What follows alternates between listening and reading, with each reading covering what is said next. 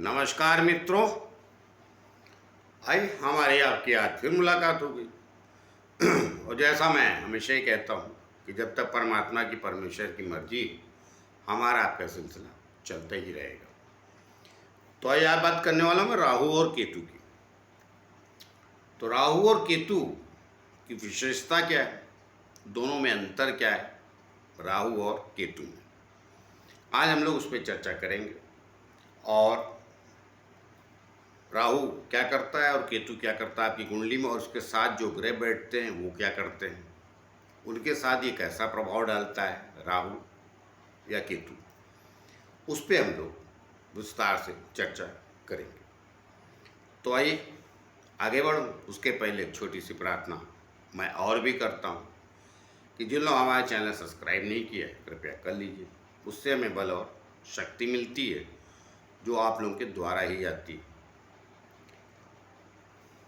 तो आइए बात करते राहु और केतु की। देखिए, राहु और केतु में विशेषता ये है कि राहु जो है जिस ग्रह के साथ बैठता है ये उसको अपने जैसे बनाने की कोशिश करता है,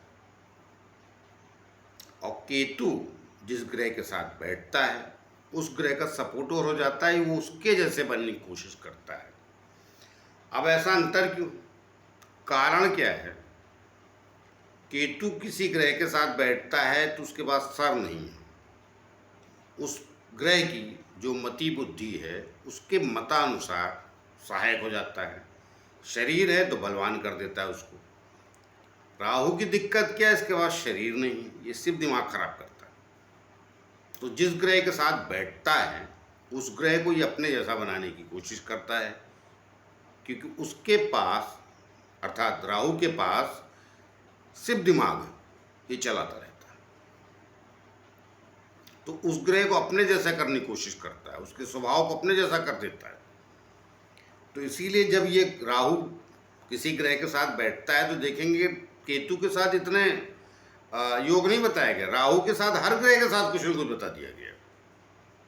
तो आज मेरा विषय वो नहीं है, मैं सरल और सिंपल भाषा में आपको समझाने की चेष्टा कर रहा हूँ कि आपकी कुंडली में ये राहु किस ग्रह के साथ बैठा है तो ये कोशिश करेगा उसके जैसा, उसको अपने जैसा बनाने की।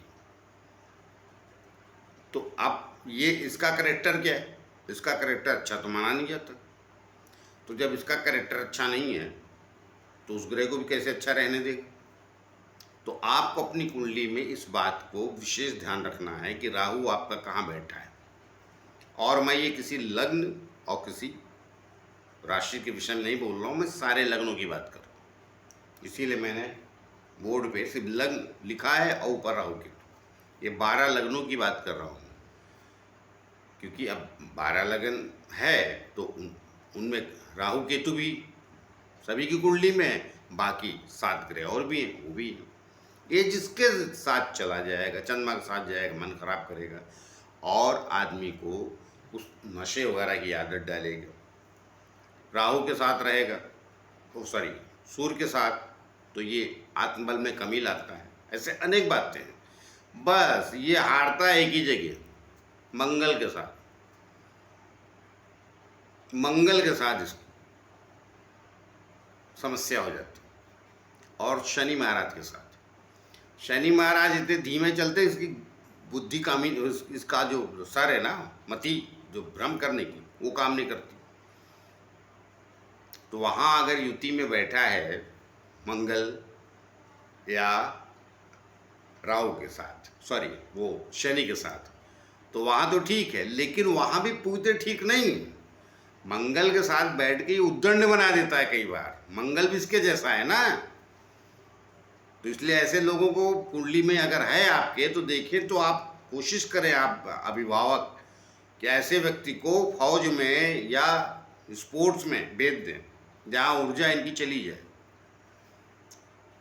मतलब इनको करना तो तोड़ फोड़ ही है। तो ये 2 स्थान ठीक होते हैं। अगर मंगल राहु किसी की कुंडली में बैठा है विशेष रूप से तीसरे स्थान पे, अब देखिए सब छेड़ूंगा तो फिर कंफ्यूजन हो जाता है। तो मैं कह रहा हूँ कि ये जिसके साथ भी रहता है उस ग्रह को अपने जैसा बना लेता है। और वहाँ डिस्टर्बेंस पैदा करता है। मगर केतु की विशेषता ये है कि वो जिस ग्रह के साथ बैठता है उसके जैसा होने की कोशिश करता है। मगर भूलिएगा नहीं कि केतु भी जहाँ बैठा है तो दृष्टि तो उसकी है ना उधर साथ में, तो डिस्टर्बेंस वहाँ भी पैदा करता है, लेकिन थोड़ा कम करता है, एक आयु तक करता है, फिर उसके बाद धीरे धीरे चीज़ें ठीक होती है। तो वो ग्रह जो जिसके साथ केतु बैठा है, तो इसीलिए कई बार मैं कहता हूँ लोगों को कि अगर स्वग्रही मान ली मंगल वृश्चिक का है या मेष का है, वहीं केतु बैठ गया तो बहुत ऊंचाई प्राप्त करा देता है। सूर्य भी इवन स्वग्रही बैठा वहाँ केतु बैठ जाए, स्वग्रही ग्रह के साथ अगर केतु बैठता है तो पताका फहरा देता है, अर्थात विजय दिला देता है, क्योंकि वो ग्रह चल अपने हिसाब से रहा है, वो नायक है, ये इसका पीछे हो जाता है, बलवान कर देता है उसको, अर्थात ये रियल में सपोर्टर हो कि केतु काम करता है, मगर राहु नहीं करता। राहु डिस्टर्बेंस लाता है उस ग्रह के साथ अगर बैठा है तो लाता तब भी है छोटा मोटा, मगर अब चूंकि वो बैठे ही है तो उसके पास धड़ नहीं, सोचने समझने की बुद्धि नहीं है, केतु के पास बल है, तो जिस ग्रह के साथ जाता है उसको और बलवान कर देता है, बली कर देता है, उसको सपोर्टर बना देता है। इसलिए वो उस ग्रह की दशा वगैरह में ऐसा व्यक्ति ऊंचाइयों को प्राप्त हो जाता है और पताका फहरा देता है। अनेक लोगों की कुंडलियों में है, कई एक्टरों की कुंडली में, कई राजनेताओं की कुंडली में है, वो सब अभी वो मैं उदाहरण नहीं देने वाला, मगर सच में जानता हूँ। ये सब बहुत बारीक विषय होते हैं, इनको समझना चाहिए, और मैं चाहता हूँ हमारा दर्शक समझे और सुने। मगर एक विधा कुंडली की होती नहीं, दिक्कत तो ये, आप ज्ञानी बन गए तो जान जाएंगे, नहीं आधा अधूरा समझेंगे तो फिर दिक्कत कहाँ आती है कि फिर वो कुछ भविष्य में बेहतर होता नहीं, क्योंकि एक चीज़, एक राज्य होगा आपने जान लिया, पीछे पड़े उसके, वो घटित होगा या नहीं होगा ये आप नहीं जानते। तो अब सबका अपना अपना विषय है, दर्शकों का भी अपना मानना जानना है, अपना काम तो बताना समझाना है, और मैं ज़्यादातर कोशिश करता हूँ मैं फैक्ट में बात करूँ।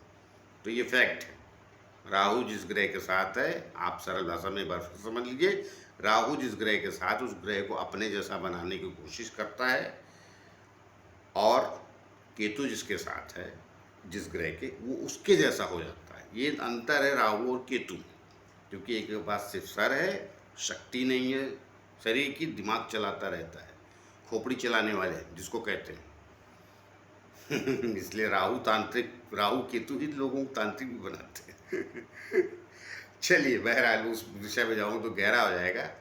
तो आज मैंने सरल भाषा में आपको समझाने की कोशिश की कि आप ये बात समझें और अपनी कुंडली में देखें उसका प्रभाव क्या है। तो आइए मिलते किसी और नए विषय को लेकर, तब तक के लिए आज्ञा दीजिए। जाते जाते फिर से प्रार्थना है कि जिन लोगों ने हमारे चैनल सब्सक्राइब नहीं किया कृपया कर लीजिए, उससे हमें बल और शक्ति मिलती है जो आप लोग के द्वारा ही आती है। तो आइए मिलते, नमस्कार।